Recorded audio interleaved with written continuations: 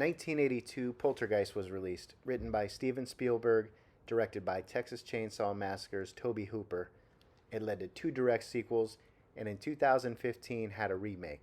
But this film was plagued with tragedies, and in this video, we're going to talk about a few of them.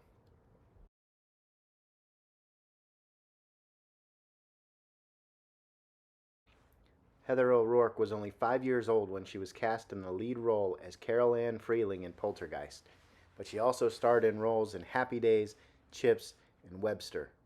But on January 31st, 1988, she became very sick. She was rushed to the hospital where it was determined that she had intestinal stenosis. She had an emergency surgery but passed away later that evening.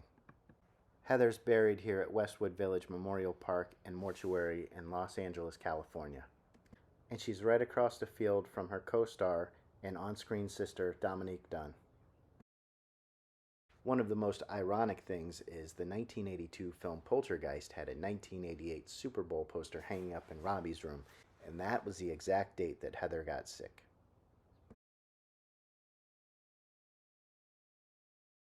Dominique Dunne was an up-and-coming star when she was cast in the role for Poltergeist as the older sister, Dana Freeling.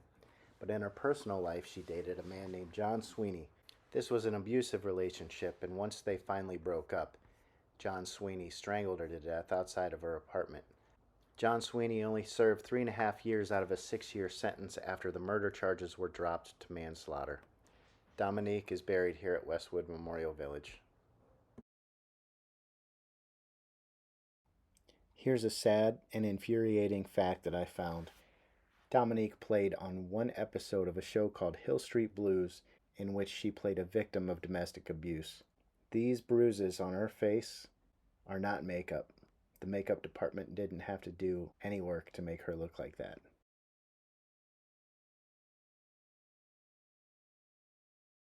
Poltergeist 2, released in 1986, picks up right where we left off with the Freeling family, with Dominique noticeably missing, although we are introduced to some new characters, including one of the most terrifying characters of 1980s horror.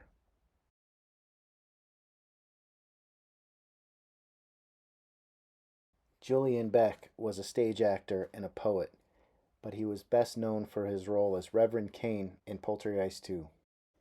His skeletal, pale, death-like look can be attributed to not only the makeup department, but the fact that he worked through his stage 4 stomach cancer while filming for the part. Julian succumbed to his illness in 1985, 1 year prior to the release of Poltergeist 2. He's buried here at Cedar Park Cemetery in Emerson, New Jersey.